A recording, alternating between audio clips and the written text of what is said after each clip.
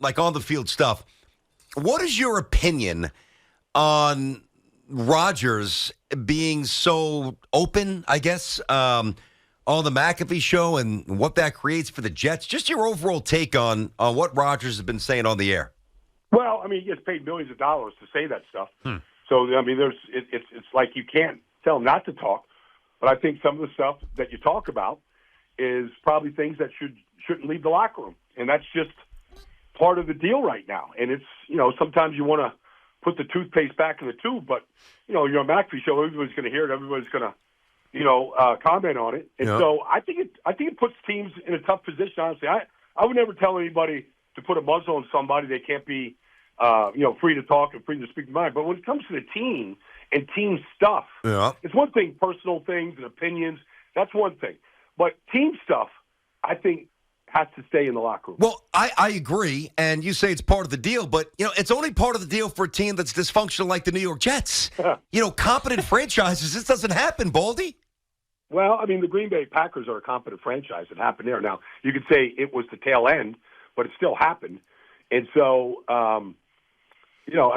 look, whoever would sign Aaron Rodgers, you have to take this on. But I do agree with, franchises that are dysfunctional for a lot of reasons, not because the quarterback is saying things publicly about their team. One thing he did say, where BT and Sal were talking about Brian Baldinger here, one thing he did say yesterday, when he was meeting with the media at the year end, that he thought the Jets were just a couple of pieces away, that they were close to a Super Bowl. Your thoughts on that, Baldy? Well, I mean, what pieces are those? 5 offensive linemen that can play, that can stay healthy. What pieces? I mean, I see Breece Hall and Garrett Wilson and Quinnen Williams. I mean, I see the pieces that they have, but it's more than just talent. It always is. I mean, we're going to start this thing on Saturday, and we can see that Baltimore's a talented team, and and some of these things, but it's always more than just talent. So. I think it's more than a couple pieces because there's a certain amount of disbelief in that organization. I mean, you get hurt in the fourth play of the game of the season, and people go, oh, here we go. When you say here we go again, it's true. And we all know it. We all know the Jets' history. And so Vinny Testaverde, torn Achilles. He's coming back. They're going to the Super Bowl. So there's a history there. And I don't know that you can just eradicate that and it all goes away with a couple of pieces. And look, before we get into the postseason, we got obviously great matchups. To me, it's one of the best 2 weekends in all of sports. You get Super Wildcard Weekend and then the division round. Those are my 2 favorite weekends. Before we get to that, I do want to ask you one more about local stuff here. Rodgers made headway here, big news, and all the stuff that he said after a disappointing year. Giants had a disappointing year. They make news yesterday, making some changes with the coaching staff, and then it seems like Wink Martindale is stepping away. What is your thoughts, Baldy, on how it went down with Dable and Wink Martindale? Well, I mean, I can summarize it quickly. I mean, I saw a defense that had 29 takeaways. I saw an offense that scored 25 touchdowns. I mean, one side of the ball was producing. It's hard to win games if you're scoring 6 points or 10 points. They were 0-5 when they scored 10 points or fewer. You got to score points. The offense looks highly dysfunctional. I think defensively, they gave up too many big plays. Like the Arizona game was nuts. I mean, there were some bad performances. Don't get me wrong, but I think they lost a good piece. Now, whether are in harmony together between Brian and Wink, I don't know. I mean, you heard what the soundbite just got played by some of the defensive players. I know the defensive players. I know guys like Dexter Lawrence. I mean, he wouldn't have been in the Pro Bowl gotten paid if Wink didn't challenge him like he did. I think it's a big loss, but at the same time, the offense has to get fixed. They're not going anywhere until they fix this offense that is brutally bad most Sundays. Yeah, they have to tighten that up for sure. We're talking to our buddy Brian Baldinger. Insider Calls brought to you by Old Spice. Gentlemen's Blend Body Wash providing exfoliation plus 24/7 moisturization because men have skin too. All right, so, the Giants, they're in a tough spot with Saquon Barkley. He's dynamic. He is respected. He is amazing when he's healthy, but he's not always healthy. He's 28, just about, plays running back. How do you handle this moving forward contractually? You think he's a chance? I know there's a chance, but do you think he's an ex-Giant after the season? I'm a fan of Saquon. I like everything that he stands for. and how he goes about his business. But this running back situation right now, I mean, you look at Devon Achane, Raheem Mostert, you look at Kyron Williams. Where are all these guys being taken? Like, who knows who's playing running back? Gus Edwards for the Baltimore Ravens. It is not a valued position. And all these teams go in the playoffs. It just isn't. I mean, Jaylen Warren might be the Steelers' best running back, and he was a free agent at Oklahoma State. You know, you look at Aaron Jones, he was a fifth-round pick, you know, out of Texas El Paso. I mean, you could go through the list of these guys now. Yeah. David Montgomery, what was he, a fourth-round pick of the Bears? You go through the list of all these backs.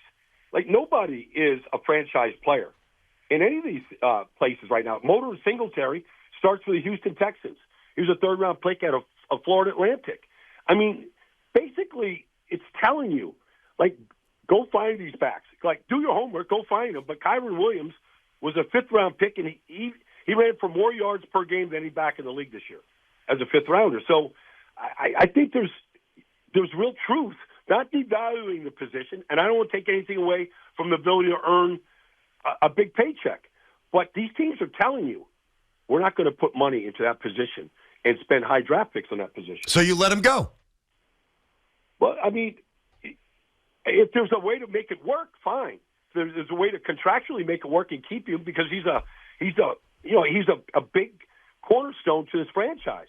If there's a way to do it, but if you're going to insult the guy by an offer or he's going to feel insulted, all right, well, let the market go say what a running back should get right now. I would imagine it's going to be very, very soft, though. All right, Baldy, one more. We're talking about Brian Baldinger here, BT and Sal on the Fan. One more before we get into, or at least for me, before we get into the wild card matchups this weekend, which I can't wait to watch and break down with you. I didn't bring it up last week, but I'd be curious to get your thoughts on Kayvon Thibodeau and the season that he had. You watch more film than anybody else. I feel like at points there should have been more from Thibodeau. I know you had the sack numbers up there, but I'd be curious to get your thoughts on the season that Kayvon Thibodeau had for the Giants. I think he has to have more. He has to have more of an effect on games. You know, you got to punch the ball out, force fumbles. He just doesn't do enough. I mean, sack numbers are nice. You know, those always count. But I feel like he's got to get stronger, and he needs more power. I feel like that's lacking in him. I've seen Micah Parsons get bigger and stronger this year, and I can see it on the field. Now, I'm not comparing him to Micah. Micah's in a class by himself. But I feel like two things. One, I think Kayvon has another level he needs to go to from an effort standpoint and from a playmaking standpoint. And then I think physically he's still young. Like, he's got to get stronger and more powerful. Yeah, it's a pretty good assessment right there. All right, so everybody knows who's playing. Everybody knows what matchups they're going to gravitate to. You know, Baldy, in your opinion, who's got the most pressure on him? Either a coach or an organization or GM or a quarterback? The most pressure going into Wild Card Weekend. Where do you think it is right now? Well, as a guy that played in Dallas, like, I can't imagine anything more on Dak and what he's done. I mean, you could look at all these other guys. You know, I mean, CJ is just a rookie, and Flacco came off his couch, and all this stuff. But I mean, Dak plays in Dallas. It's the most coveted franchise, whether Giant fans or Jet fans want to hear, in the NFL that drives all the ratings. You're either in the camp of Troy Aikman and Roger Staubach, or you're Tony Romo and Danny White and these other guys. That's true. And it's so, like, it's a very good team. Some days they look unbeatable, and then some days you go, man, like, they look the same old Cowboys. And so I feel like Dak, like, Mike McCarthy's won a Super Bowl. There's pressure on him because he's the coach of the Cowboys, and Jerry Jones is probably in his ear every day. But to me, I think Dak is in that position where he's got, like, this is a good team. It's probably the best team he's been on all around, defense, off, the whole thing. Like, he's got to produce. They got to win in the postseason. Sticking in the AFC East, Baldy, Eagles, are they done? They look like it. They look like it. I mean, they could talk the game. Look, they got a good matchup against Tampa. They beat them earlier in the year. But they've got to play smarter, and they have to play harder, and they have to become a team that we saw in the middle of the season. And they're in a tailspin right now, and those things are hard to get out of sometimes. You can change anything. You can quit smoking in an instant. You can change your behavior and anything in an instant. It can change, but I haven't seen anything that says it's going to change right now. It's crazy, Baldy was sitting here and, sifting through the rubble of 3 years of Robert Saleh. It's obviously different with the Giants situation because obviously Dable had an incredible first year. But do you think there's any coaches, and maybe Sirianni's one of them, maybe McDermott, you think there's any coaches this weekend that are, in a weird way, coaching for their jobs? Yeah. I mean, we just saw Mike Vrabel get released minutes ago. Like, I was just in Tennessee on Sunday when he knocked Jacksonville out of the playoffs. Looking at his roster, which is challenging for any coach that's ever coached in this league to win games with, to see him do what he just did and rookie quarterbacks and all this stuff, I think he's a phenomenal coach. So, yes, I think – look, I don't know. Like, I think Nick Sirianni's done a great job. I mean, they took a 4-11 team, put them in the playoffs. Next year, they're the Super Bowl.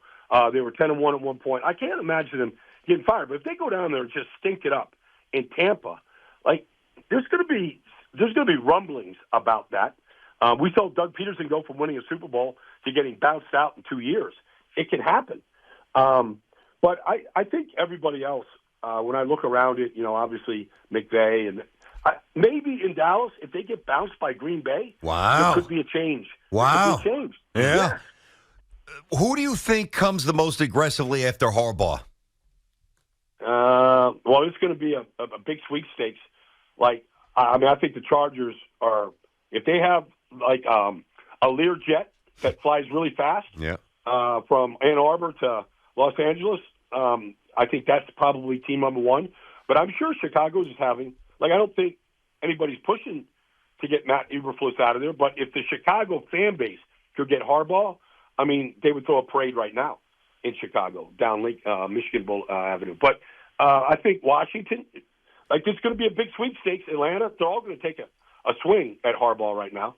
I mean, if you have even if you don't have a head coaching vacancy, like you mentioned with Eberflus, no disrespect to him, but geez, if you have a chance to get Harbaugh, you got to go out there and do it. We've been talking about the Jets need to do it. I mean, come on, you got Robert Saleh, the worst head coach in the league. How do you not go all in to try to get? Not saying he's going to choose you. You got to make sure you go get him. And then the other name, Baldy, is obviously Bill Belichick. Do you think he's going to become available? And if so, you mentioned Dallas. I feel like that might be a perfect fit if the Cowboys lose. But there are other openings as well. What do you think happens here with Belichick?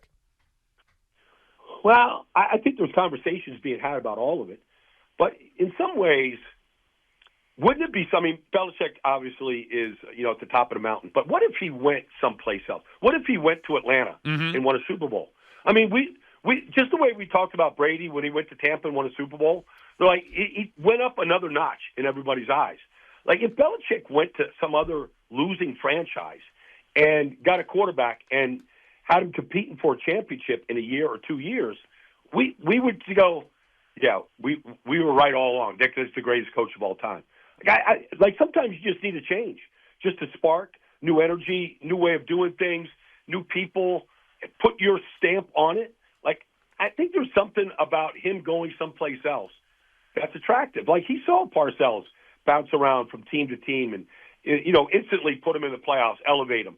Like I think there's a part of him that says I could do this someplace else. Yeah, but I don't think he's Parcells. I don't think he motivates play. He doesn't motivate players, Baldy, the way that Parcells did. He doesn't have the success with multiple quarterbacks. Yeah, the way I mean, to me, it's going to sound nuts. I think Parcells is better.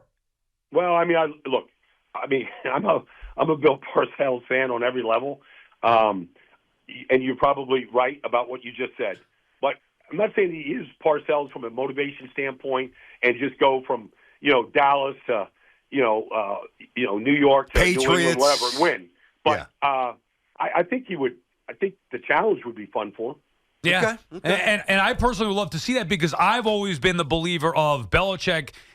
Look, I don't like the narrative of pinning Brady versus Belichick, but that was out there. And then Brady won the Super Bowl, and it made guys like me who have been in the Belichick camp more so than Brady look bad. And then Belichick obviously falling off here with New England. I would love to see him go to a team like Atlanta and win a Super Bowl there and shut everybody up once and for all. Last one from me, Baldy, and we're not going to break down every game, but I do have a question about the Miami-Kansas City game, which I think is intriguing. 2 levels. The Chiefs are not what they once were. Doesn't mean they're still not good. They're just different as being more physical now. And Miami, a team a lot of people are high on, proved to be a little bit soft, choking away the division. Is there any chance that maybe now everybody's overlooking Miami's opportunity here to win a game in the frigid weather in Kansas City Saturday night?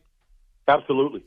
Because if you put that track team on the field reasonably to very healthy with Tyreek Hill, Waddle, Mostert, and Achane, and the offensive line plays pretty good. they could put a big number up on anybody. And the Chiefs play great defense, but that speed can make you look bad. And so I think, like, we're all overlooking Miami because of what we just watched. They scored 14 points and they gave up the punt return, all that. That coach is innovative. I'm not saying he's going to win a championship, but he's very innovative. And if he gets all that speed on the field, I could see Miami giving Kansas City all they can handle on Saturday night. I love it. This would be a lot of fun. As the final thing from us here, Brian Baldinger, of course, our NFL insider here with BT and Sal. So everybody's a pseudo GM these days, and Yep. the websites and this guy and that scouring film. No one does it better than you in all sincerity. So we need to know, not even names, but you can if you want. How many offensive linemen, in your opinion, with the Jets and the Giants both picking top 10, are Pro Bowl, All-Pro trajectories? How many guys worthy of the top 10 do you think? Offensive linemen that are currently on the Jets and Giants? No, I'm sorry, my bad. That are going into the NFL draft. This is the best year for offensive tackles that we've seen. That there could legitimately be 8 tackles taken in the top 50 picks. Wow. I mean, the question is going to become almost like when Andrew Thomas and Mekhi Becton came out, and Tristan Wirfs and all that group. Like the question is going to become, how do you stack them? And so they're going to get pushed up, because everybody needs a tackle, everybody. And so almost everybody. And, this is going to be you better get one this year, because there's a lot of good ones in this draft. And they all, I think all of them have left tackle ability. Some of them might get kicked to guard, but there's going to be a lot of choices for teams to make. Could it be irresponsible to actually go lineman? I mean, I know the Jets would have to get back into round 2 with the Rodgers trade. The Giants could obviously do some stuff. I mean, is this the year to do something like that? That's what the Jets did, back with DeBrickashaw. That's true. And it worked out great. And Mangold. It was the best thing that they did. It was those two guys were the foundation to that team for a decade. That's true. And it turned that franchise around. I wouldn't hesitate with this draft of these guys coming out. I wouldn't hesitate. Both teams need linemen in the worst way. I've never seen something so broken in my life as watching those games week in, week out. Listen, jeez, I mean, as listen much to film this as guy. you watch, never seen anything He's more good. broken than that. Wow, that's saying something. There you go. Baldy, we'll talk to you next week. Thank you very much. Okay, enjoy it this weekend, guys. It's going to be fun. Yeah, man. You Can't too. wait.